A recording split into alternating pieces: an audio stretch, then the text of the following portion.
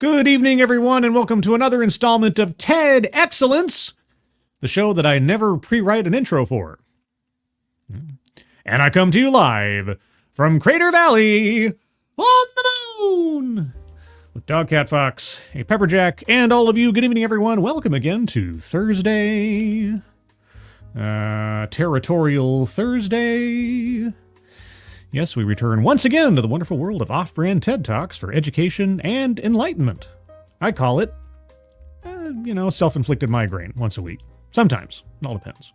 Might change in the near future, at least in one instance. I'll talk about that later. But before I do that, I'll get my words right eventually. Who's joining me on this beautiful Thursday evening? Walter Tomaszewski, good evening. If I have multiple personalities, shouldn't I get multiple SSA payments? Well, Walter, is each of your personalities holding down a job? If not, tell them to get off the couch. Advocast Diaboli, hello. Kiefer Dam, hello. And thank you, Kiefer Dam, as always, for providing the link to our fundraiser of the moment. That is the global giving charity for the LA wildfire victims. Link to that is at the top of the chat box. If you guys can take a look at that when you have the opportunity. If you are able to donate, please do so. But even if you can't, if you can share that out on social media, that would be appreciated. So thank you, Kiefer Dam, for providing the link as always. And thanks anybody who decides to donate or share it out. Who else is here? Funtime Bats, good evening. Tier Alexander, hello. The Alexandier, hello. Plague Trucker Zach, hello. Mike R, good evening. Attack Alpaca, hello. Who else here? Oh, Chicago Mike. Hey, Chicago Mike, how's it going? Good evening to you. Found has been, found. Angelverse, good evening. O1 Portnoy, good evening. And Bridget, hello. I don't see anybody else right now, but maybe people are filing in. But good evening, everyone. And anybody that I missed, anybody lurking, or anybody in the future, good evening. Well, yes, tonight I was caught by the title, as I usually am with these things. The Crash of Intersectionality. The Crash of Intersectionality. When I first saw that title, I thought to myself, oh, is this going to be like like the stock market crash? Like somebody's going to be describing how intersectionality has fallen out of favor, perhaps. I don't know. At the same time, within the description, I did catch the word bravery regarding intersectionality, or something related to it. And I'm like, uh-oh. So I'm like, well, is it intersectionality's falling apart, or it's brave to be intersectional? Not sure. It's a mystery to me. We'll find out together. Oh, some more people have shown up. Kay Roberts, good evening. Meh, good evening. Ich bin auch dabei. I don't know what that means, except that I am something. Or maybe it's I have diabetes. I don't know. It's been a long time since I've spoken German in any meaningful way. Janie Milquist, good evening. And found is technically lost right now. Well, you need to find the right department. There's at least one that covers both. San, hello to you. And I am also there. You're there? Like here? Like on the moon? I don't know. Ich habe Cocaine geschniffen. No, actually, no, that's not true. That's not true. That's just a phrase in German that I think I know. I don't even know if that's the correct verb. But it was funny in high school. Anyway, everyone, tonight's bingo card is bingo card B. B was the winner of the poll on X for the best intersection. The options were Hollywood and Vine, Haight-Ashbury, and 53rd and 3rd. If you don't know the last reference there, it's a Ramones song. You'll have to look it up. But Haight-Ashbury was the winner, so it's bingo card B. Links to the bingo cards are in the description below. So get your bingo cards ready for that. Also, it is possible, it has been discussed, that at some point in the perhaps relative near future, I may have a special TEDXcellence. I'm probably going to call it something like TEDXcellence Spotlight or something, because my friend over on Midnight's Edge After Dark, Paul Chatto, recommended a particular TEDx or TED Talk to me, and I was like, oh, well, I don't usually watch TED Talks that I know ahead of time are good, but I asked him if he wanted to join me to watch it at some point. He's like, sure. And so don't have any details yet other than it's a possibility, but sometime in the near future we may be watching, in tandem, a good TED Talk with my friend Paul. So we'll take a look at that as soon as we get things arranged. I will have to work through his people, and apparently his people is Tom Connors. That's what I was told anyway. Also, I am planning next week as a Valentine's Day special, because here's what happens. So over the course of the week, I take a look at all the things that TED and TEDx are posting, and I kind of mill through them, and I decide, does this sound interesting? Does this sound interesting? Well, in this 1 week, within like an hour of each other, 3 different talks from 3 different people dropped, all about improving masculinity in some way, shape, or form. And I thought to myself, should I do like a Valentine's Day triple feature? And not Valentine's, because Valentine's Day is Friday next week, but I thought just for the sake of it, like a Valentine's Eve triple feature next Thursday. I am considering it. I will think about it some more. Let me know what you think about that in the comments below or over on the Discord. We'll get to the Discord later. A couple more hellos here. Kirsten Scholl over on the X Machine. Yes, I am simulcasting on X. So if you happen to be on X, please keep watching and or retweet it out. It'd be great. Who else is here? Simon Willikins. Good evening. Red Feather 1. Good evening to you. And I just want to take a moment to send some, as best as I can, good vibes out to Mr. E, his family, and especially Mr. E's brother. Apparently there's Mr. E's brother is currently in the hospital, and fingers crossed, knock for Micah, everything turns out well with them, and so sending out good wishes to them this evening. But all that being said, everyone, get your bingo cards ready. Bingo card B. Let me turn off the old music here, and then we'll get into it. This one comes in at just under 13 minutes. The Crash of Intersectionality. A little preview, a promo for that. Intersectionality, if you don't know, is something of a legal theory that was defined by Kimberly Crenshaw back in the, I believe, the late 80s or early 90s.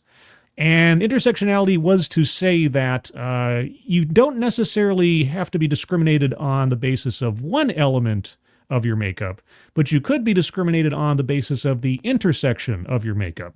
It was specifically a legal argument made up for a client of hers who was a black woman who felt that she had been discriminated against by a company, not because she was black, because the company had plenty of black employees, and not because she was a woman, because the company had plenty of women employees or female employees, but instead because she was a black woman, and the company had few to zero of that category of persons there, therefore something discrimination.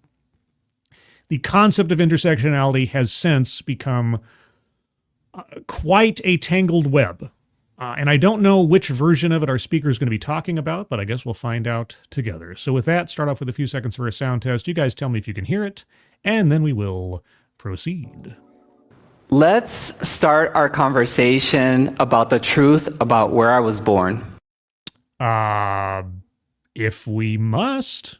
All right, the truth about where you were born. This sounds like it almost might be a childhood or family anecdote, so get ready, guys. Can you hear that okay?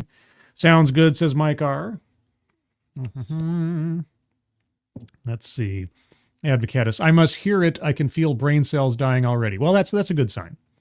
All right, tell us about the truth of where you were born, because since I know nothing about you, then sure. The Bermuda Triangle. Okay. Wow. That's an interesting story. You were born in the Bermuda Triangle. So you're a fish?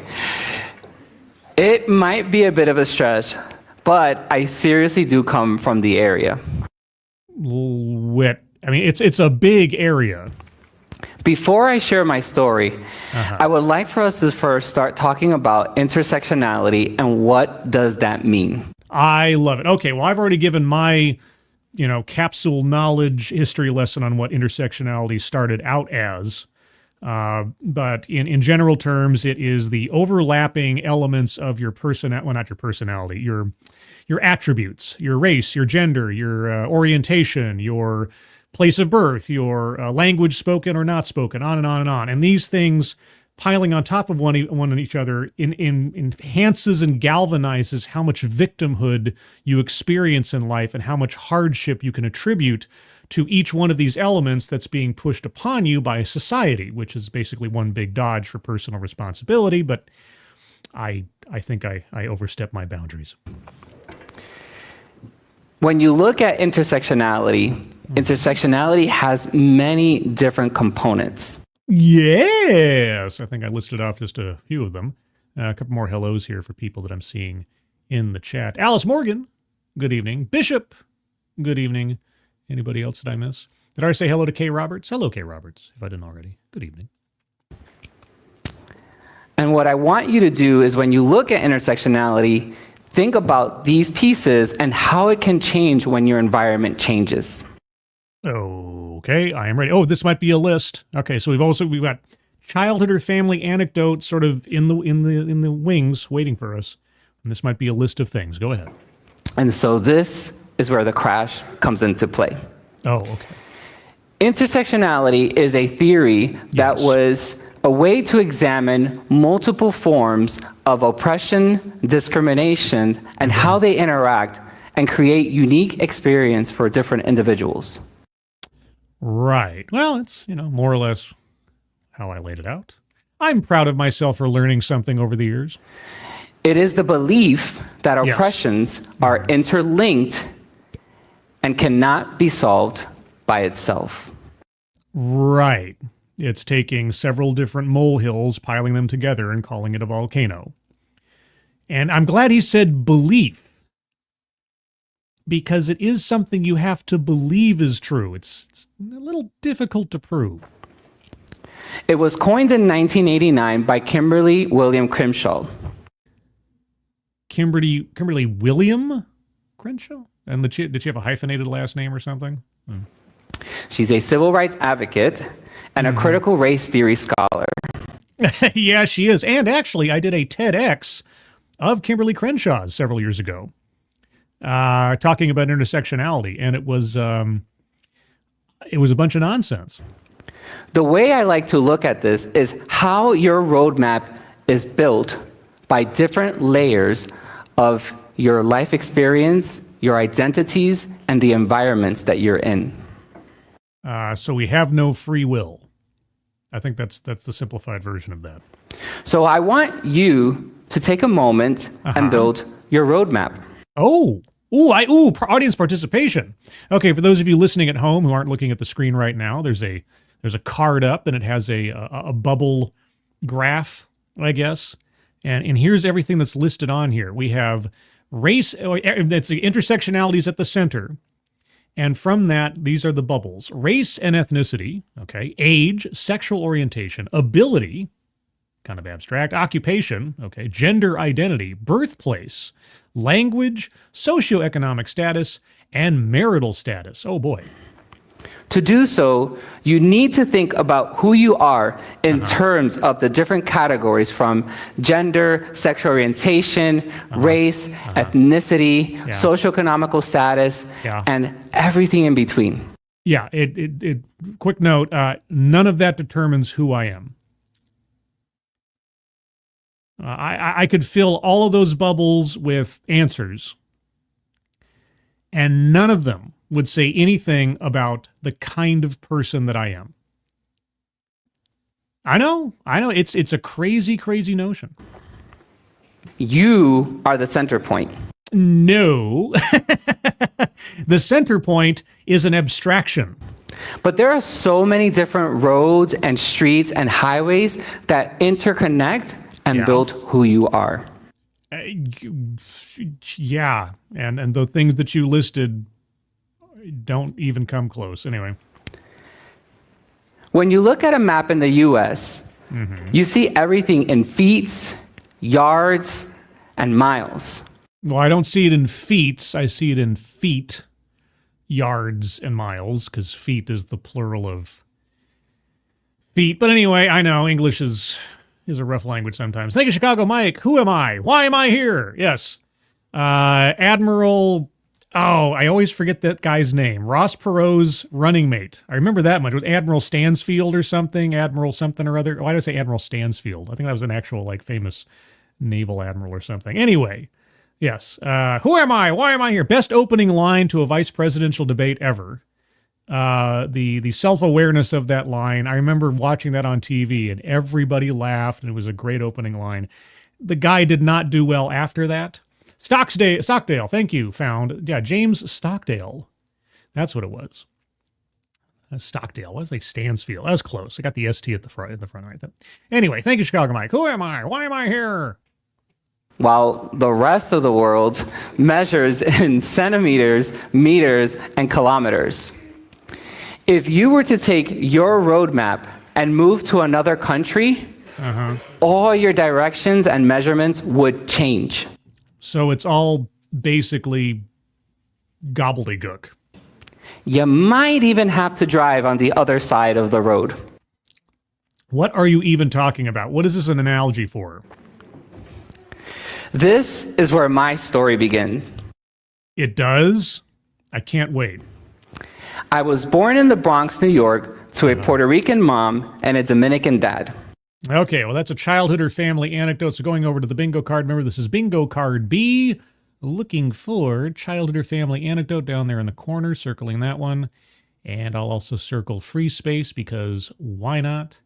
Let's go over the card one time to remind ourselves what we are listening for, and that's marginalized or marginalization, self-vilification or wretchedness, contradicts own point or fails to make argument, feminism, microaggressions or unconscious bias, privilege, benevolent condescension, weightless example or non sequitur, plays victim, collectivizes own demographic, I think that's possible, economic disparity, I think that's implied within the chart, but we'll wait to see if he says it out loud, deceptive statistics, attempt to coin new buzzword or buzz phrase, a list, I think also that might be on the chopping block here, mind reading or assumes motives, possibly, patriarchy, anecdote that probably never happened, diversity, equity, and or inclusion, white supremacy, systemic/institutional, and I think he's kind of already hinted at that with his description of intersectionality, but I'll wait a bit. Leaves out vital context, sales pitch for product or service, and lastly, word salad. Well, his opening so far is edging on word salad, if not already. But already on the card, we have circled free space and childhood or family anecdote. And if you have any arguments for squares to be circled, rest assured, we'll have time at the end to go over the whole thing. You can see my roadmap being built, right? What? So an immigrant dad, an American citizen mom. An immigrant dad. Wait, did I miss that part? Is he in the country legally? I know, it's important. To drive on the other side of the road. Right. This is where my story begins. I was born in the Bronx, New York, to a Puerto Rican mom and a Dominican dad. Okay, so your mom was a U.S. citizen and your dad wasn't? You can see my roadmap being built, right? No. So an immigrant dad, an American citizen mom, both Latinos, both spoke Spanish, both come from the islands that are near the Bermuda Triangle. So you weren't born in the Bermuda Triangle. You said you're born in the Bronx. That's not the Bermuda Triangle. Trust me, it will make sense why I'm bringing this up. Okay. When you look at my roadmap, you can really dive deeper into multiple layers even further.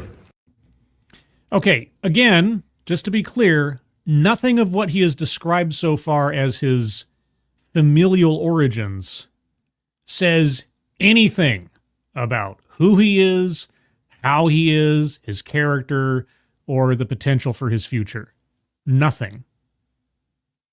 Save for the fact that he was born in the United States. Now, that alone places him, at least rights-wise and quality of life-wise, head and shoulders above many other places on the planet. So that part I might be able to give him a little bit, but it still effectively says nothing. I am Latinx. No, you're not. No, you're not. Like you said, Latino. You said Latino. You were correct the first time. Don't. But I'm just Dominican and Puerto Rican. No, you're actually American. See, here's the thing. If you were a citizen of the Dominican Republic, or if you were a citizen of Puerto Rico, then you could correctly say you're Dominican and Puerto Rican, but you're not, because those are nationalities. You are American. You are Latino by ethnicity, but you are an American. Am I? Good gravy. I am part of the LGBTQ plus community. Whatever that means. But I'm just gay.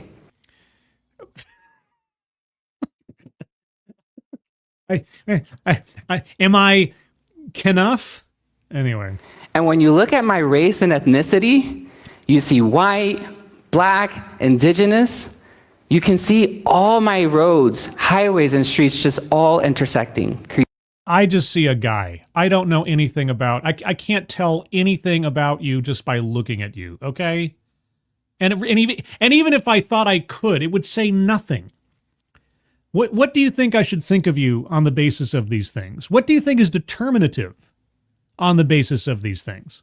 If someone else walked onto the stage that had the exact same rhetorical background as you, would you both be the same person? Yeah, okay. Creating who I am. It doesn't create who you are. It says nothing about who you are. It just gives some abstract elements of your biological and ephemeral nationality mix-ish something. It doesn't, no. No, it is wrong. You are wrong. Living in the U.S. was not easy, even being born here. Well, define easy as compared to what? In New York City, I saw many people who looked like me, talked like me, and even had families the way I did. If you say so. When I was 7, we moved to Florida. And that was where I had a lot of different questions about feeling if I belonged. Why? No, why? My intersectionality, my roads, were crashing with the local road system there.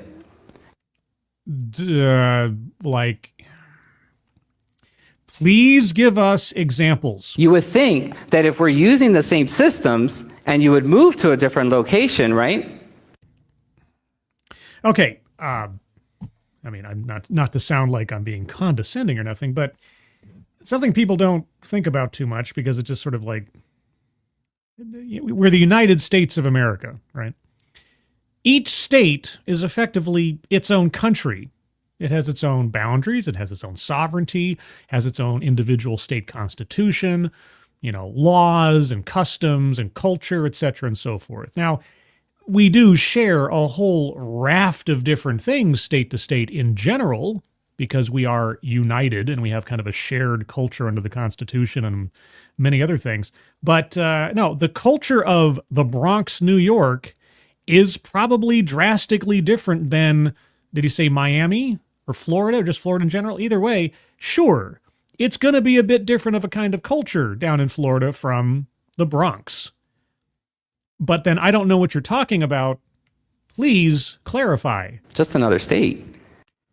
It's just like France is just another state compared to Germany, but obviously there shouldn't be any kind of, I don't know, clash of cultures or anything. It would work out fine.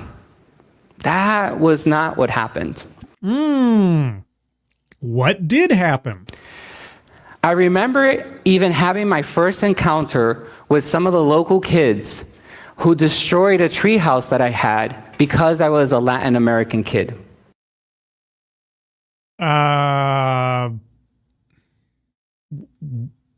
So wait, because you were Latino, the local kids destroyed your treehouse. And in all seriousness, they were actually trying to act like the KKK. Okay, well, at the very least, I'm circling white supremacy on the board because that is implied by it. Not sure I believe that anecdote without some more details. That is definitely on the anecdote that probably never happened.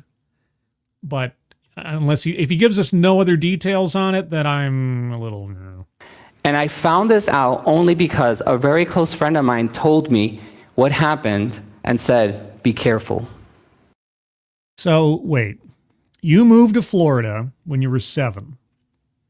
And sometime within I guess, we'll say the first year, local kids destroyed a treehouse of yours because you were Latino, but you only found out that it was destroyed because you were Latino when someone else told you the motive, then told you to be careful, and they did it because they were a junior grade KKK.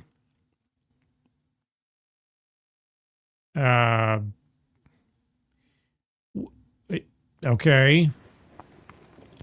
During my time in Florida, I really started to ask more questions. Wait, no, okay, I got way more questions. Okay, wait. Yeah, no, I've got questions too. So, not only in major terms, what does this story have to do with anything? But no, that really is the question. What does this story have to do with anything? It's about who we were, where do we come from? You come from the Bronx. Your parents may have been born in different places, but all of you came from the Bronx. And I just wanted to understand, where do I belong? With your family. At age 14, so 7 years later. Okay. All right. So for that story, I'm circling anecdote that probably never happened. I'm hesitant to circle non sequitur quite yet, but I'm getting close if he doesn't like bring that back around at some point to make it relevant. So we'll wait and see. Weightless example or non sequitur. Waiting on that one. Let's see. Collectivize his own demographic, circling that one for Latino, Latinx, LGBTQ+, etc. And I'm going to circle a list for all of the things on that card that make up one's intersectionality. So far on the board, I have circled for reference. Remember, this is bingo card B. Links are in the description. On the bingo card, I have circled so far, collectivize his own demographic, free space, a list, anecdote that probably never happened, white supremacy, and childhood or family anecdote. I'm getting ready to circle leaves out vital context because he still hasn't given us an example of the culture clash between the Bronx and Florida, unless that treehouse story was the example. I decided to move to Dominican Republic. At 14, you decided to move to the Dominican Republic. A lot of independence for a 14-year-old. With my dad's side of the family. Okay. I thought, this is going to be great. I get to go back home. It's not your home. You were born in the Bronx. I get to meet my family. Sure, your extended family. I'll be able to connect, figure who I am. Well, okay. I mean, finding out who you are is the makeup of your life's experiences and such. So, okay, fair enough. Feel like I can belong. That's a crapshoot, but okay. And it's just going to work out great. I love a positive attitude. That did not happen like that. Life is full of disappointments, isn't it? Growing up, I still didn't understand and didn't feel like I belonged. Okay. And welcome to a teenage world. I was trying really hard to prove that I was Latinx. Well, okay, that's going to be an uphill battle the rest of your life because there's no such thing as Latinx. There's nothing like that, okay? And besides which, there's no definition of Latino except for kind of a particular set of countries and cultures and ethnicities to be born from or in. It's a very broad category if you do not know. There are definitions to it, but it is a wide range of people that can rightly call themselves Latino. So there's no one way to be Latino.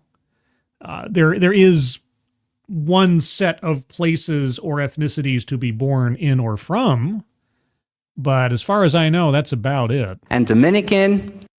Okay, Dominican, might be something else, but of course you're American. Nationality is not a race. It's not. It isn't. And to show that I was part of the community. They did not accept me at all. They saw me as an outsider only because I was born here in the US. I think one might say you were a poser. Look, I hate to tell you this. You really, really should be more concerned with impressing yourself and not other people. You might be happier. Maybe you learn that lesson later on. Maybe that's what we're leading up to. The reason why was because I had the privilege of being able to leave the country whenever I wanted. Oh, privilege. Well, privilege is on the board, circling privilege said explicitly in the talk. That's not always the case, but there we go. No ambiguity, circling privilege.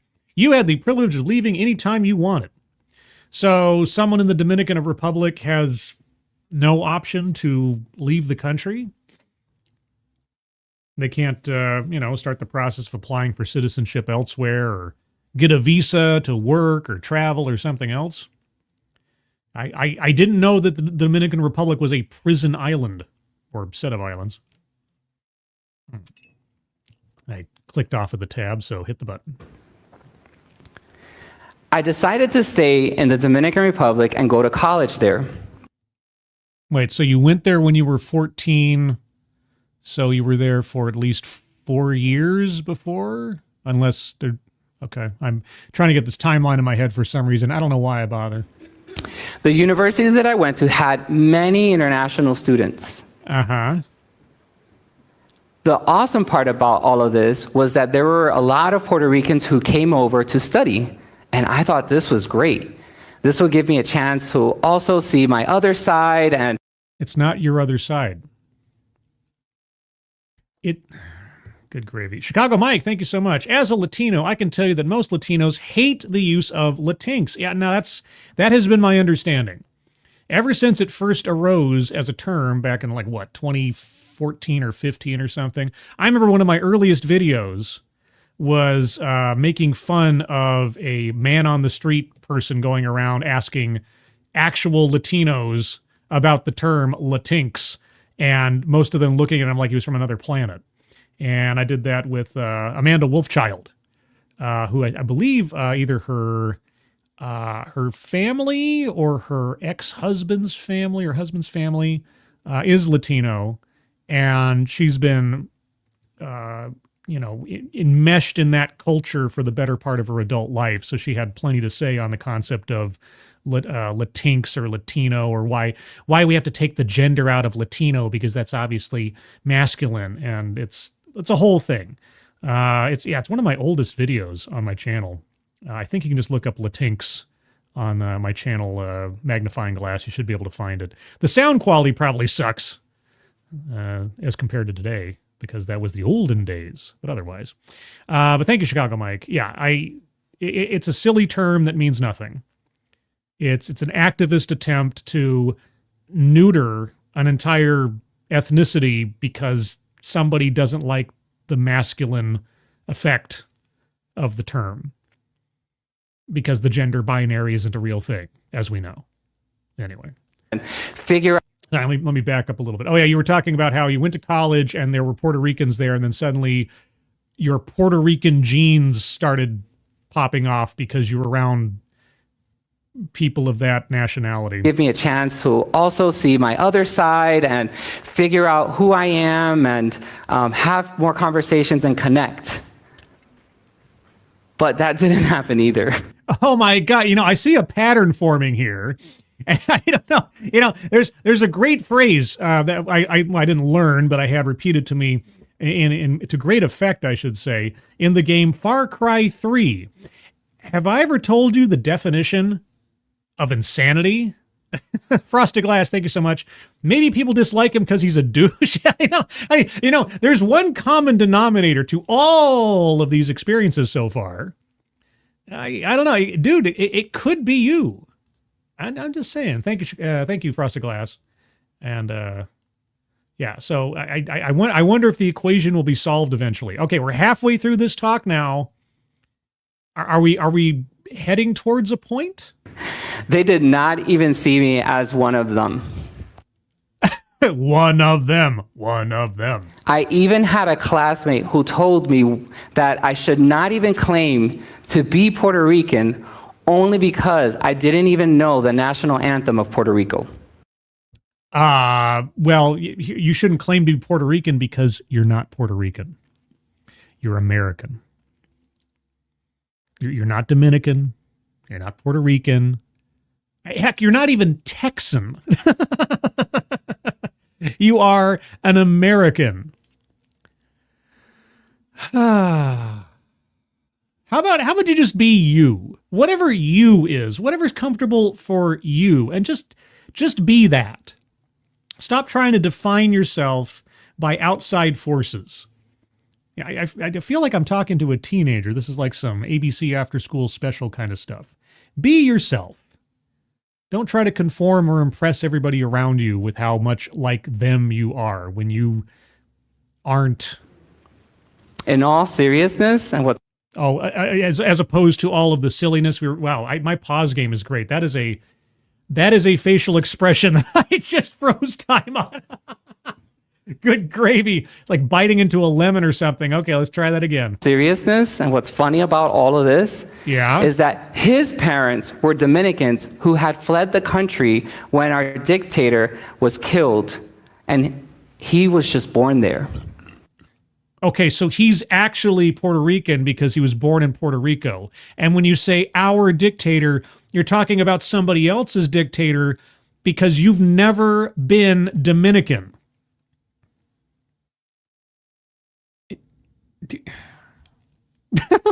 It's just, and out of all of this, what the fuck are you talking about? What the fuck is this? What the fuck is this? Right? What does any of this have to do with anything? And yet he claimed to be more Puerto Rican than me. He was born in Puerto Rico! What? Wait, are you some kind of like nationalist purist or something? It's like, oh, well, your parents were from the Dominican Republic, but you were only born in Puerto Rico. Obviously, the Dominican gene is strong in you, Puerto Rican. What?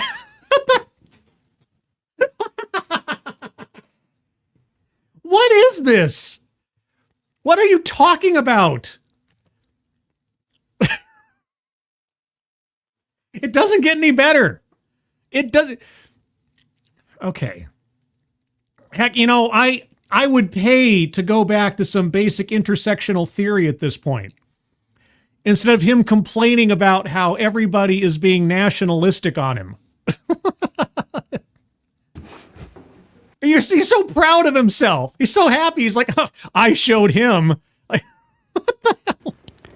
At this point, I said, I'm done. Oh, thank goodness for all of us. I started to tell people I was born in the Bermuda Triangle. You know what? I believe you.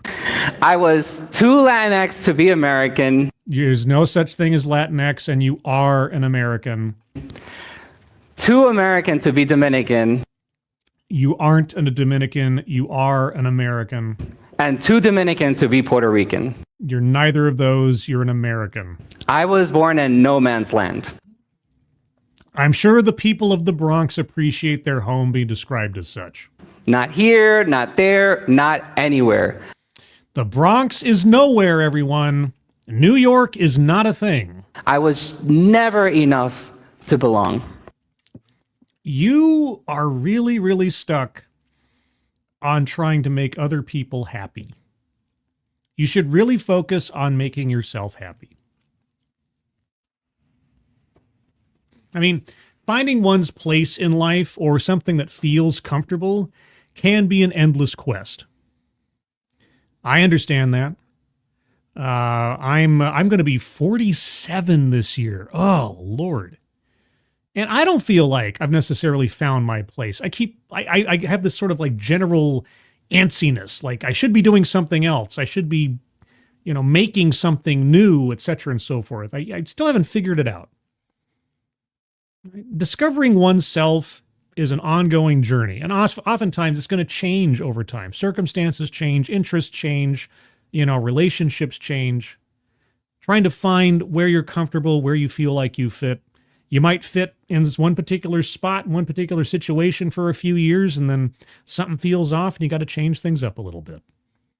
It's an ongoing thing. But I'll tell you what, if you keep being stuck on national labels as trying to find your fit, I hate to tell you this, you're never going to find your place. Before we continue, let's take a moment to understand what belonging means.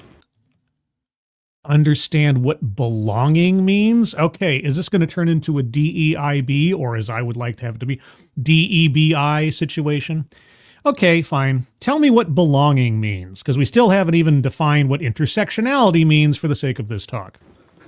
Belonging, and one of the definitions that I found, is a person's perceptions of acceptance, feeling heard and seen within a given group.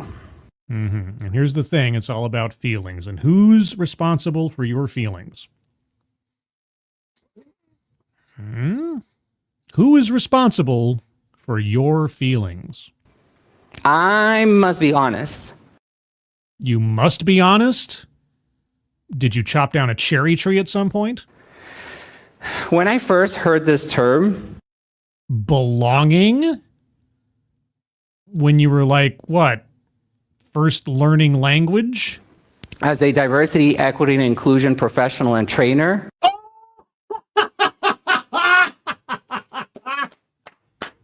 oh no! I did it!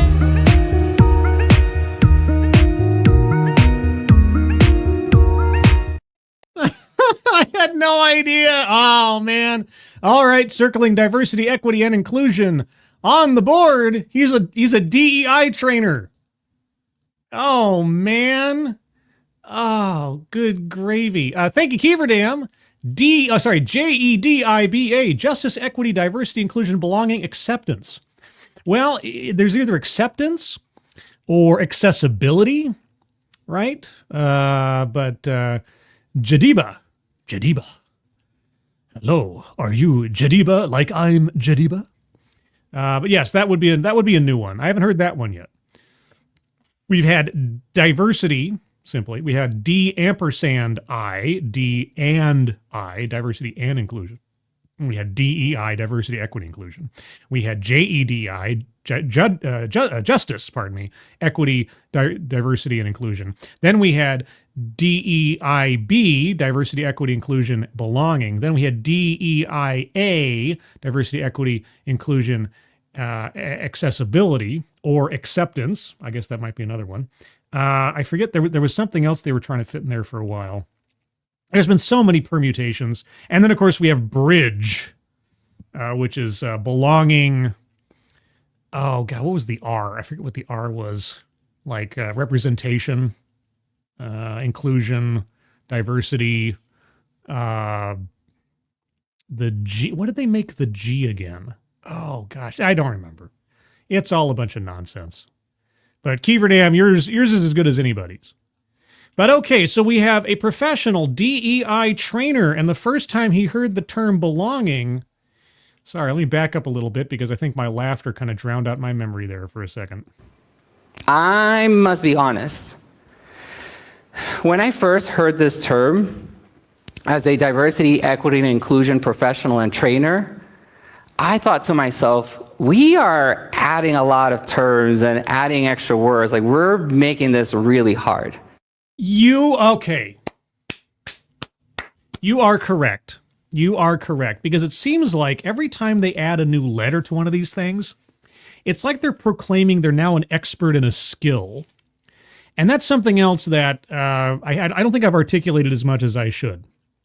When somebody says they are a DEIB executive, it's like they're trying to say something similar to, I have a PhD. Right? Now, a PhD could mean anything as well, but at least it's supposed to denote the achievement of a degree. You worked towards something, and you have demonstrated through study and academics that you possess a knowledge or a skill worthy of being recognized with some kind of certification, right? A diploma or something else. With DEI, B, J, K, X, Y, Z, every time they add a new term, it's like they're trying to pad out their resume without actually having to prove anything, as though diversity is a skill, and equity is a skill, and inclusion is a skill, etc., and so forth. So, in that sense, you are correct. Just adding terms doesn't suddenly change the course of reality. Let's see if he sticks with this revelation. But after I took some time to think about it, after you internalized it, it finally clicked. Do tell. All I have ever wanted was to feel like I belong wherever I'm at. Then you need to be comfortable with yourself. I know, I'm going to get very Hallmark card philosophical again. If you want to be comfortable wherever you're at, you need to get comfortable with yourself. If you're comfortable with yourself, then you're leaps and miles beyond anything that you're at right now. Is that what you finally realized? I'm sure many of you here know how it feels to walk into a room and just not feel like you belong. If you bring up not seeing people that look like you in a room, if I haven't already had plenty of justification, I'm circling the plays victim square. Helping someone feel that they belong is so important, personally and professionally. By all means, tell us how you will make someone feel like they belong. We see many industries walking away from all the efforts that diversity, equity, inclusion, and belonging professionals are doing. Oh, you're concerned about your career. Well, I think you have good reason to be, all things considered. Would you like to, I don't know, muse for a moment on why companies are divesting themselves of DEI programs? There are several reasons. Would you like to list a couple? This will only hurt those who just want to feel like they belong. No, it will hurt a whole raft of grifters that have been operating like they are the moral center of this country and, in a lot of ways, this planet for the last 10 years. That's what it's going to hurt. It's going to hurt a billions of dollar industry of discrimination, shaming, and witch hunting. And I'm all here for it. What's happening right now in such rapid succession with the second Trump administration is honestly, and I really hope it sticks, I really hope it makes a difference, fingers crossed, knock Formica, is honestly the culmination and hopefully the payoff of a good portion of what I have been complaining about and pointing out and trying to highlight on this channel for its entire lifetime. All these examples in all of these industries, healthcare, politics, education, the law, mental health care is one that really worries me, and on and on and on, where all this nonsense keeps seeping in as though it were some kind of virtuous, righteous way of operating, when all of it is just regressive, discriminatory balderdash, and not seeing any consequences befall anybody in any meaningful way for the last 8 years. Now, hopefully, the message is going to start getting through. Hopefully. And unfortunately, apparently, according to our speaker's implications here, he has dedicated his professional life to something that is a dying industry, or more accurately, a dying ideology. And all I got to say is, in the immortal words of Joe Biden, learn to code. I have heard in different settings, professionally and personally, that we are asking people to give up something or tokenize or give special treatment to this person. That's what DEI is. The D in DEI should really just be a T for tokenism. Because all you're doing is you're padding your workforces with an aesthetically pleasing population, right? Like you went to that college and you looked for people, in your case, that were from specific countries. You were looking for nationalities, first and foremost, ethnicity second, right? Neither of these things say anything about the quality of an individual. You were just looking for the aesthetic of the individual. You valued something about them that was non-determinative of the kind of person that they are. Not who they are, but what they are. I mean, you were operating on a DEI mentality in your yearning to belong. Can you see how that really didn't work out for you? And then can you also see how it wouldn't really work out in the long run for, say, a business? The reality is, we're not asking to take people away from the table. Yes, you are. Yes, you are. DEI explicitly values people on elements that say nothing about their merit, first and foremost. It excludes people on surface level characteristics, and then, and only then, secondarily at best, sometimes it's a tertiary consideration after both race and gender. Only then do you start examining merit, experience, qualifications, and so on. But at the very front of the process, you were saying certain people are disqualified from consideration or are of lesser value based on their race or their gender or their ethnicity or their orientation. That's exactly what it is. That's exactly how it works. Time and time and time again, companies, executives, organizations, politicians have explicitly showed us and told us that's how it works. The problem is they've never had to face any consequences for these admissions. Hopefully that is changing. But if you say that's not what's happening, you're either lying to yourself, you're lying to us, or a bit of both. All we're really asking is for you to add extra seats for those who want to be there. Okay, wanting to be there is the problem. You have to earn your place. You are not entitled to a place at the table just for showing up, and certainly not on the basis of what you look like. You have to earn your place. You know, when you showed up to these different places, you know, you go to the Dominican Republic and suddenly they don't suddenly accept you because your mom happened to be Puerto Rican, your dad was Dominican.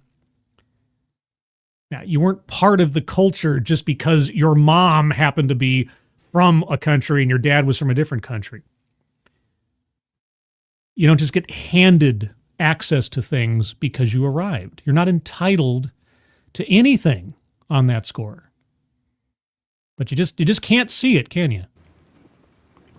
The real thing of belonging is just making sure that everyone feels like they belong. Okay. How? How would you make someone feel? Make someone feel like they belong? Because I don't feel like you're talking about anybody else but yourself. I want to close. You want to close? What was this even about? With something that I learned from one of my home countries. God, this guy. You have one home country. One home country. It is America. You are not Dominican. You're not Puerto Rican. I mean, unless, and he hasn't told us this, unless you have triple citizenship or something. Did you manage to get that in some way, shape, or form? If not, and even if, you got one home country, the one you were born in, the one that you lived in, up to and through 14 years old, at least, that's America. The Dominican Republic. It's not, you've never been a Dominican. You were not born in the Dominican Republic. We understood that different existing communities, like the Spaniards, the indigenous, and African, is what created us. I'll just say broken record and you can fill in the blank. We are a truly mixed community. What do you mean we... Oh, for crying out loud. Thank you, Frosted Glass, for the timely interruption. Can I go back in time and destroy his treehouse? Now, Frosted Glass. That would make you a junior member of the Florida Ku Klux Klan, apparently, I guess. Like, very well mixed. Yeah, so it's almost like there's really no one way to be Dominican or Latino or something, right? And so we have a saying back home that... Which home? The Bronx? You can take any Dominican and place them anywhere in the world, and they will fit in. Well, then why don't you? I mean, you are Dominican after all, right? Until we talk. We. So a lot of our local artists want... I don't even know what you're talking about. I mean, I haven't known what you're talking about this entire time, but you keep referring in the collective, and I'm not sure who you're talking about anymore. But go on. A lot of our local artists wanted to create something that could represent all of the Dominicans, even if we look different. Boy, okay. Oh, I know. This crazy thought, I know. How about a map of the Dominican Republic? I mean, that would represent artistically all of the Dominicans because you'd have to be from the Dominican Republic to be a Dominican. And everybody has that as a common factor, right? Your homeland, your home country. Maybe a flag. Yeah, there you go. How about a flag to represent a nation? Okay, well, what did people in your community come up with? So then they decided to create what we call, it's a faceless doll, but we call it Las Muñecas Sin Rostros. Okay. What represents us from Las Muñecas Sin Rostros... It's Carmen Sandiego in a wedding dress?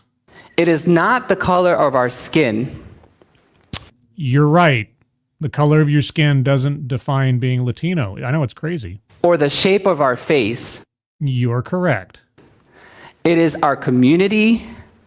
You have the flag up. That's all you needed to put up there. Why Carmen Sandiego? Our culture. Your culture? That's a mini... our culture. Okay. Our music, our clothing, our food, and flowers. So what about the doll? I thought the doll was supposed to do this. I really love this.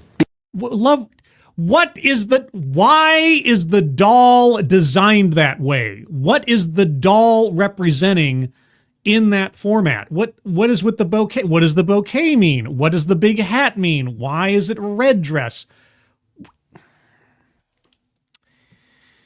Oh, good grief. Because all they wanted to do was to make sure that every Dominican felt like they belonged. Who's they? Who are you talking? What? So what does this do? What does the doll mean? Where does it come from? Who designed it? What are the elements supposed to represent? Why did you just have the overlap of all these pictures representing abs? What?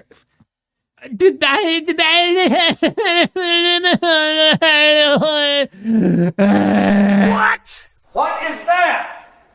What the fuck is that?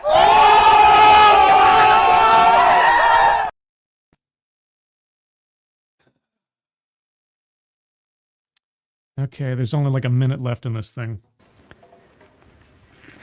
When I moved to Akron, Okay, you know what? Circling leaves out vital context. Didn't even tell us what the doll was there for, what it meant, how it was designed, nothing. There's going to be a lot more squares circled soon, but holy cats, man, really? I wasn't sure how it was going to be for me here. Because now you're in, so you've been to the Bronx, you've been to Florida, you've been to the Dominican Republic, and now Ohio. No, just tell me you didn't try building a treehouse in Ohio. Was I going to feel like I belong? I don't know, and that's your problem. Would I have been accepted here? I don't know, that's your problem. Especially me being a stranger from the nation of the Bermuda Triangle. You're not a name. I was not sure how this was going to work. Why did you come to Akron? I mean, just curious, like, what brought you to Akron of all places? But I have to say, this was the first time that I've actually felt like I belonged. Why? What was so different about Akron compared to the Dominican Republic, compared to Florida, compared to the Bronx? What changed? And it happened here in Akron. Why? How? Now, this is only possible because Akron is a city that is very welcoming to a lot of us who are not originally from here, but wanted to make sure that we had a space to feel like we belong. So wait a second. Are you telling me, and okay, if I'm wrong, if there's somebody here from the Bronx, from Florida, from the Dominican Republic, you know, not necessarily all three, but if you are, great. Is there some overwhelming sense of xenophobia that exists in the Bronx or in Florida? And I'm not talking about like a specific town or what, I'm just talking in a general sense. Is the Dominican Republic inherently xenophobic? I've never been there. Maybe it is. Or the Bronx or Florida as a state. I don't know if he said what town or what city he was in or whatever. Is Akron, Ohio particularly unxenophobic? This all sounds like a you problem, dude. Every situation you've talked about, there's been one common denominator. Thank you, Chicago Mike. I'm going to mispronounce this, even though he said it. Muñeca sin rostro, faceless doll. I guess that's just what it is. It means nothing else. It has no other significance. There's no reason to explain its design, its purpose, why it was come up with that way, who even give credit to the people who made it. No, it's a faceless doll. Dominican culture is a faceless, red-hatted doll because reasons. So, A needle pulling thread. I want you to take a moment. Oh, God. And I want you to look to your left. Okay, I'm looking to my left. Wowie, wow, wow. Yes, I see you. You're the only thing I can look at. So, okay. No, you have to look to your left too. You don't look at me. That's your right. You look to your left. Right? So everybody's going to be looking at the back of each other's heads here. No. Left. No, left. Okay, forget it. Just fine. Look at me. Okay, do look to your left. Everybody's looking the back of each other's heads. And then look to your right. Oh God. Okay, now I'm looking at a wall, and now I've got Mr. Personality over here looking at the back of my head. Yes. Okay, I'm looking at the wall. All right, and I want you to ask yourself, yes, how can I make them feel like they belong here? What? Oh, for crying out loud. Get a life. Thank you. Oh, Jesus. Oh, man. Oh, man.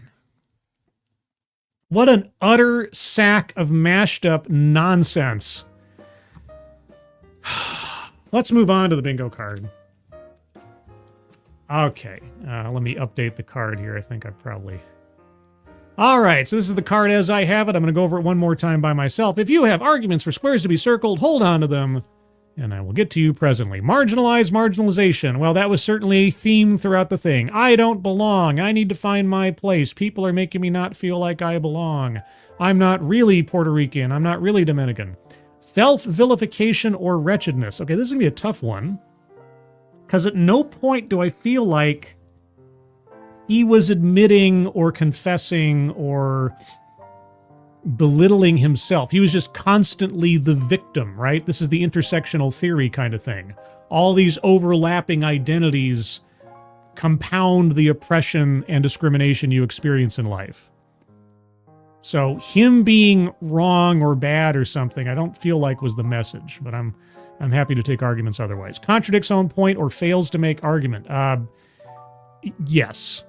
Somewhere in there in this nonsense, yes. Feminism, no. Microaggressions or unconscious bias.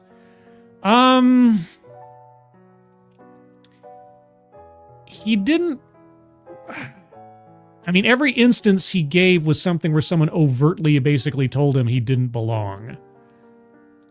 I guess there could be some implication that there was microaggressions or unconscious bias, but I'm happy to hear otherwise. Remember, that has to be part of his argument, not that he was committing them himself, necessarily, but part of his argument. Benevolent condescension.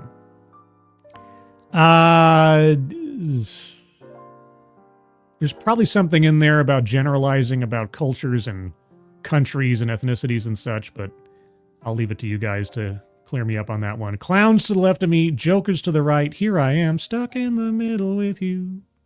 And I don't know why I came here tonight. You know, one of the earliest soundtrack albums I ever bought was Reservoir Dogs, and it was on cassette. And I think I played that cassette up to the point where I wore out the tape, because I loved that soundtrack so much. It was great. I got it on CD around here somewhere. I know CD, oh my God. But yeah, especially with all the little interludes from Stephen Wright. Oh, it was a great soundtrack. Great soundtrack. Love it. Thank you, Chicago Mike. All right, moving on. Let's see, benevolent condescension. Weightless example or non sequitur. The doll, the treehouse. How can I count the ways? Anyway, the answer is yes, if you can believe it. And with that... Ooh, that's a bingo. Right? Yeah! Our first bingo. All right, moving on. Plays victim, boy howdy. Boy, this guy just could not catch a break. Everywhere he went on the planet, he was just derided and dismissed and just didn't belong, didn't fit. Economic disparity. The closest that came to, I think, was in his bubble chart where it talked about economic status or something as one of the elements of your intersectional makeup. So that was effectively part of his argument. So I'll circle that one. Deceptive statistics. I don't think he gave us any statistics. So deceptive or otherwise, I don't think there were any. Attempt to coin a new buzzword or buzz phrase. Not a one. Not even belonging was in there. Mind reading or assumes motives. Mind reading or assumes motives. Well, I mean, he had his expectations that he would go to this other country that his parent happened to have originally been from, and suddenly he'd be accepted. But of course, that didn't turn out to be the case. Was that mind reading or just great expectations? Or is there another example? You'll have to let me know. Patriarchy. Not that I can recall. Systemic or institutional? Yes, because he did talk about the systems of oppression on the basis of intersectionality. It was implied in there quite a bit. Sales pitch for product or service. See, I'd almost say he was making a sales pitch for those dolls, but there wasn't much of a sales pitch. Other than that, I can't think of a service or a product that he was advertising for. And not even, I'm not even sure that him being a DEI professional was a sales pitch. because it wasn't a very good one if it was meant to be one. And lastly, word salad. Boy, howdy. Yeah, I mean, in bits or in drips, it was all over the place of him going off into different directions, talking practical nonsense. So that is the card as I have it right now. If you have any arguments for squares to be circled, put them into the chat. And if you can, be sure to tag me in your comment. I can see it a little bit easier as I scroll through things. And let's see what you guys have to say. I'll scroll up a little bit. Bridget. Benevolent condescension. I, an American with no ties to the Dominican Republic or Puerto Rico, need to make these people know I am one of them, the most one of them. Oh, so being condescending to the people in his story. Oh, yeah. Why don't I belong? I'm as much of you as you are. Yeah, okay.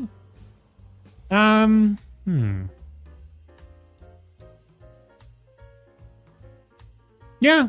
No, and also that story where he talked about how the guy, his parents were from the Dominican Republic, but he was just born in Puerto Rico and he was more Puerto Rican than I am. That whole thing, that was just silliness. That was just silliness. Either way, Bridget, you have brought us to our second bingo. What? Bingo! Yeah! Of course! Bingo. Second bingo. All right, good job, Bridget. Scrolling on down. Advocast Diaboli. No, when he was in the Dominican Republic and said he alone could leave whenever he wanted to, that would qualify as wretchedness, since his privilege set him apart as an outsider. But that wasn't self-vilification. That was other people making accusations of him because of his freedom of travel. That wasn't him saying that he was a terrible person or that somehow he was flawed. That was an accusation laid upon him. That was him being discriminated against. Unless I misunderstand you, or I misunderstood him. So, let's see.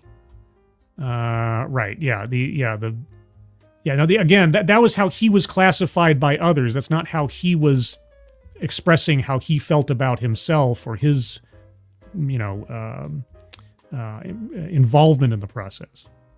Alice Morgan, just because he sucks at selling himself and his whole belonging movement doesn't mean he didn't try. Ooh.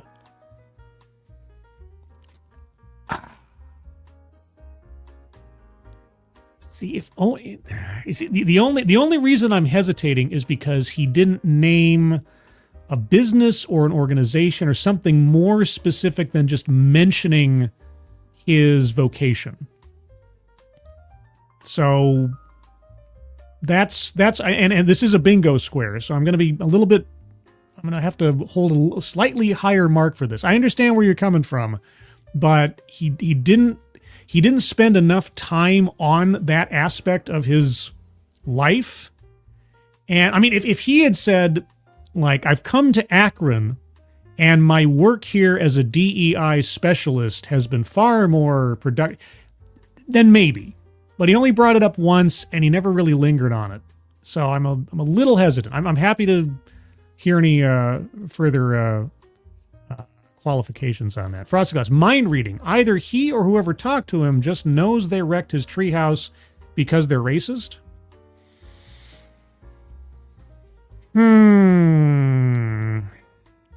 I mean, there's a second. Well, I'm hesitant to circle that one because we already did anecdote that probably never happened, and this would be like second-hand mind reading.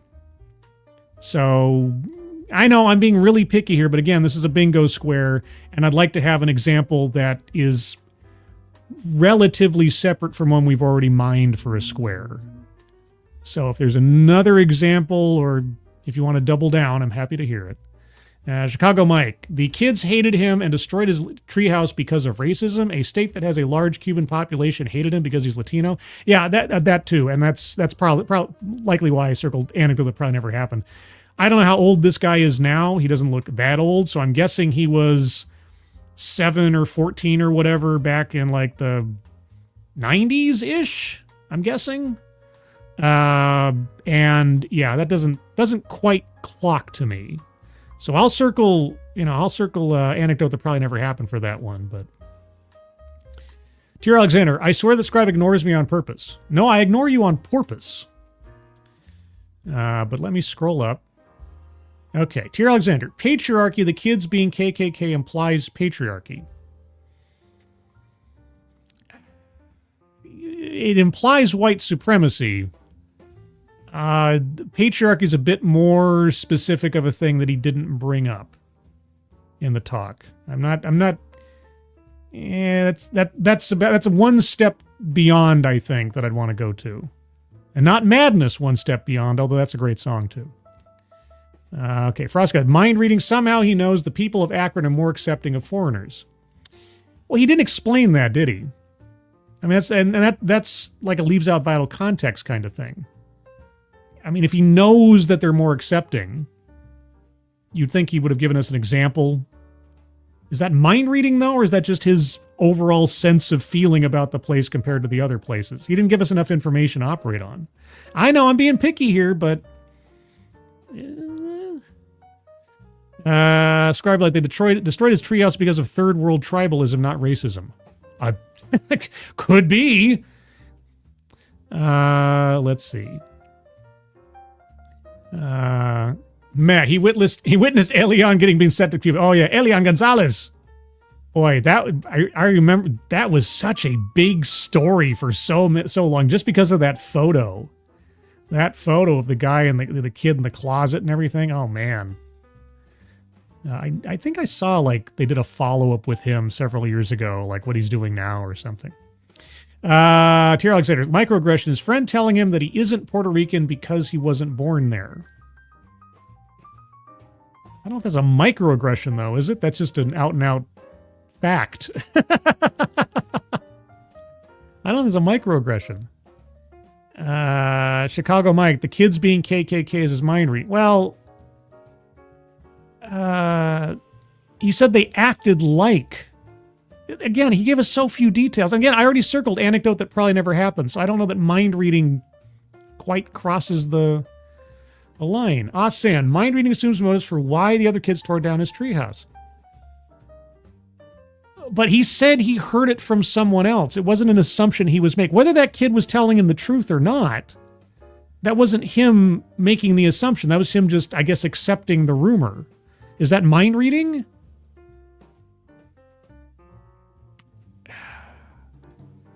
Advocatus, buzz phrase. I was born in the Bermuda Triangle. I mean, he did say that several times, didn't he? He didn't quite qualify that either, though. I was born in the Bermuda Triangle. I mean, he wasn't even born in Bermuda. None of his relatives were born in Bermuda. Was it a buzz phrase? I know I'm being picky here. Yeah, give me a minute to think about that one. I don't know. Stop skipping yours. Dude, I look at your comments all the time. Dear Alexander, no, mind reading. His friend told him to watch out for those kids, not why those kids destroyed his treehouse. Well, my understanding is that all the information as to the motive came from the friend.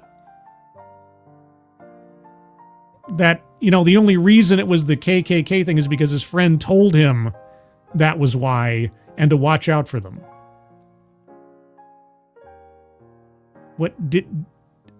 Maybe I misunderstood. Was it just so unclear to me? Am I going to have to go back and listen to this thing again? Jeez. Okay, hold on. I don't even have a timestamp for this or something.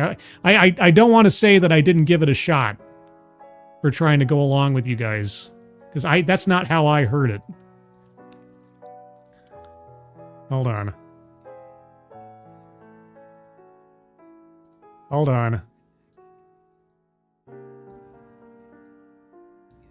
on a second. Hold on. I'm getting there. Trying to get into his story. Hold on. Okay, Okay, we're getting into it. It's like 4 minutes in. 4 minutes in. Okay, my first encounter with some of the local kids. Okay, hold on, sorry.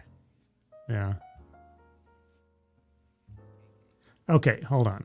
All right, I've jumped back to when this started. I'm going to flip back over to the video for a moment, so give me a second here. Let me bring back the show. Let's listen to it one more time to be very specific, to make sure we all get the right context and everything, okay? So let me back up just a moment. Okay. I was a Latin American kid. Okay. And in all seriousness, they were actually trying to act like the KKK. And I found this out only because a very close friend of mine told me what happened and said, be careful. Right. And so my understanding is his only assumption about it comes from what his friend told him. It wasn't his assumption. It's only because his friend told him. So he's basically believing a rumor. Okay, so did I miss something here? He wasn't reading anybody's mind. He was listening to someone else's telling of it. So, Alice Morgan, he's selling belonging, and that his is the provider to bring it to you. He was sent through all this hell, but he can show you the way. And that was sort of his closing point as well, wasn't it? Yeah, I suppose so. Okay, hold on a second. Let me bring up the bingo card again real quick. Which one is it now? Let me get rid of that one and bring up this one. Okay, well, first off, before I get to you, Alice Morgan, now that we've heard the context, it sounded to me like he was saying the only reason he had this information is because someone else told him. All right? So it wasn't his mind reading. Doesn't matter. He assumes motives of the people of Akron. Okay, let's get through. Well, I mean, it could be one or the other, I guess, at this point. Okay, so we have two mind reading assumes arguments. No, assumes motives arguments here. We've got KKK and we've got Akron. So, Asan, he explained that it meant he was born. Okay, okay. Right, no man's land. Right. Okay, now we've moved on, apparently. And toot sweet, the intersectionality of triangularity. That's probably true, too. All right, so now we've moved on from the treehouse to the people of Akron. No mind reading. His friend told him to watch out for those kids, not why those kids destroyed his treehouse. It sounded like it was all part of the same story to me. His friend told him who, not why. Sir sounded like he was saying that he only found this out because his friend told him. He said that. He only found this out because his friend told him. I don't know how much clearer it can get. Mind reading. He said Akron people are more accepting with no evidence, therefore it's based on nothing but assuming motives. Mind reading.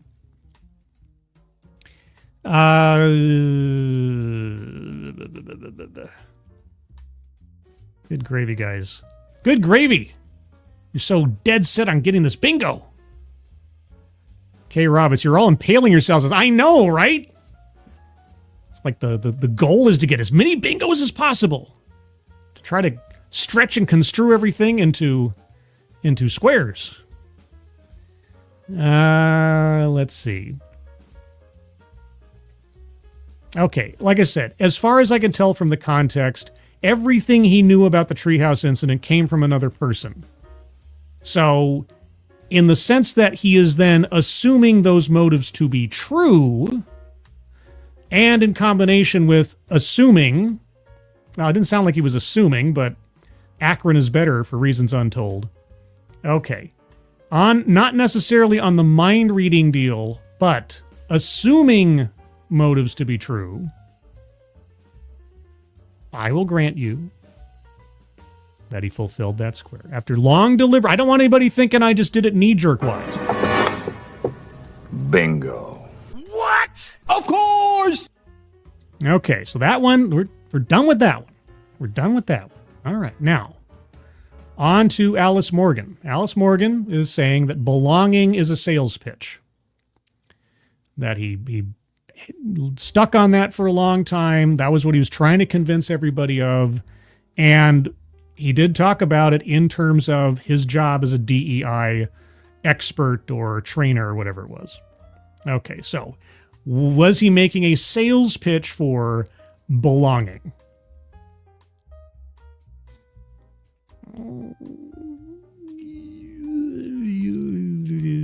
And especially for DEI philosophy, if nothing else. Well, also DEI in general, if I'm going to take it that far, because he was complaining about how DEI is losing favor and being diminished and so on, and obviously that's a great injustice to the whole world or something. So, okay. Fair enough. Like I say, I don't want anybody thinking that I'm just doing this to do it. Just circle into circle. I had a dog, and his name was... What? I had a dog, and his name was... Bingo! Of course! All right. And I saw one more in here.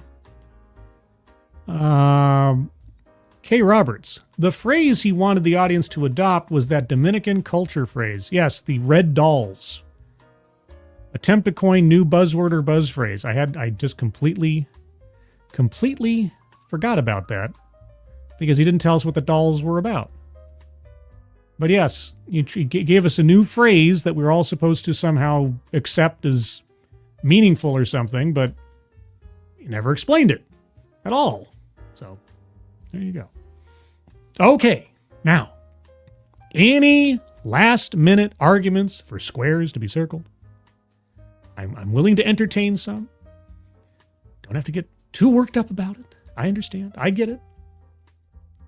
Let's see. Give me a second here. Got to do a little bit of housekeeping on the side. Get that ready over here. I'm doing some preparation, guys. Preparation. Not preparation H, mind you. Just some preparation. Okay. Any more arguments for squares to be circled? Let's see. Feminism. Where? I just asking the question does not an argument make, Chicago Mike. He went to live with his dad's family. Patriarchy. No. Doesn't quite meet the line. Okay. Let's see. Self-vilification. He doesn't feel like he doesn't... Sorry. Self-vilification. He feels like he doesn't belong anywhere because he doesn't want to acknowledge his American identity. So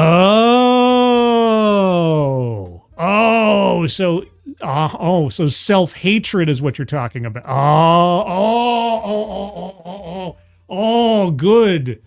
Good. Oh, that I like that. I like that. I like that a lot.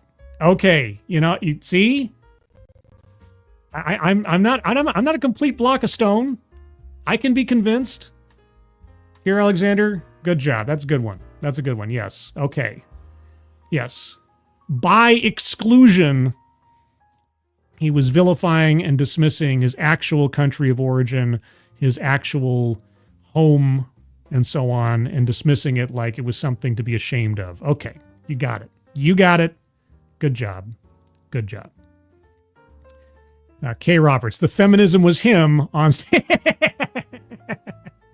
All right. Fair enough.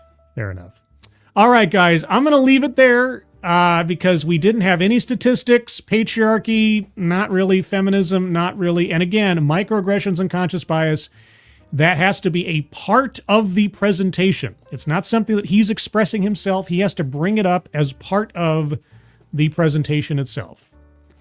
I might be able to see an argument for it in there, but I'm going to leave that for someone in the comments or over on the Discord server. By the way, we have a Discord server. Do you know about the Discord server? Let me tell you about the Discord server. There is a link in the chat right now for the Discord server. All you have to do is click on that link. You'll find yourself on the landing channel called Say Hello. And in addition to saying hello, you just have to say the secret word. The secret word will tell me that you actually watched the stream, are not a bot, and have thus earned the right, the privilege, the entitlement to join the Discord server. And today's secret word is Carmen Sandiego.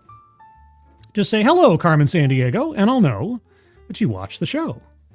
Outside of that, you can find me probably, more likely than not, tomorrow morning at 9:05 a.m. Pacific Time, noon 05 p.m. Eastern Time on the Midnight's Edge channel for Midnight's Edge in the morning, where I'm sure we'll talk about, what will we talk about? Oh, probably Crocodile Dundee and Spider-Man and Captain America 4 and Superman and maybe Blake Lively and Deadpool and Rob Liefeld and a whole bunch of other things I'm sure will come up tomorrow over on Midnight's Edge in the morning. So join me over there tomorrow. And then, of course, Sunday at 8 a.m. Pacific, 11 a.m. Eastern for the Sunday stream, where I'll be going over some stories of the week. And boy, oh boy, there have been some crazy stories this week. Because there's a lot of stuff going on, tons of stuff going on. So we'll get there on Sunday. And yes, sometime in the near future, I hope to have on Paul Chatto, my friend from Midnight's Edge, to do a special spotlight TEDXcellence. And I'm planning sort of in my mind to do a triple feature next week. I might start a little earlier in the day on that Thursday. Or I might not and just make it a late night sucker because I don't want to step on anybody else's toes who's broadcasting. I may do a Valentine's Day triple feature. Maybe I'll do it on Friday. Maybe I'll just do it on Valentine's Day. Maybe TEDXcellence next week will just be on Valentine's Day and I'll do a triple feature then. I will figure it out between now and next week and let you guys know either on the Discord server or on X. You can follow me on X, scribe_light. And with that, everybody, let's wind things down, wrap things up. Let's get some exciting wrap-up music going on. Let's see, what shall I do? How about this? Get some exciting... I don't know if I'll make this my outro music now when I'm doing my goodbyes and everything, but we'll give it a shot. We did it last week. So everybody, first off, moderators, thank you for keeping an eye on things, even though everyone here is so well-behaved. You have very, very little to do. Everybody who donated either to myself or to the Global Giving donation link at the top of the chat box for the wildfire victims in California, thank you guys so much for your generosity. Very much appreciate it. Everyone else, boy oh boy, it's been a week. The weekend is coming. We got one more day, and then we're into the weekend. And with that, I hope you are all safe and well. If you're not well, please get well soon. And I will see you on the next one. Take care. And bye-bye.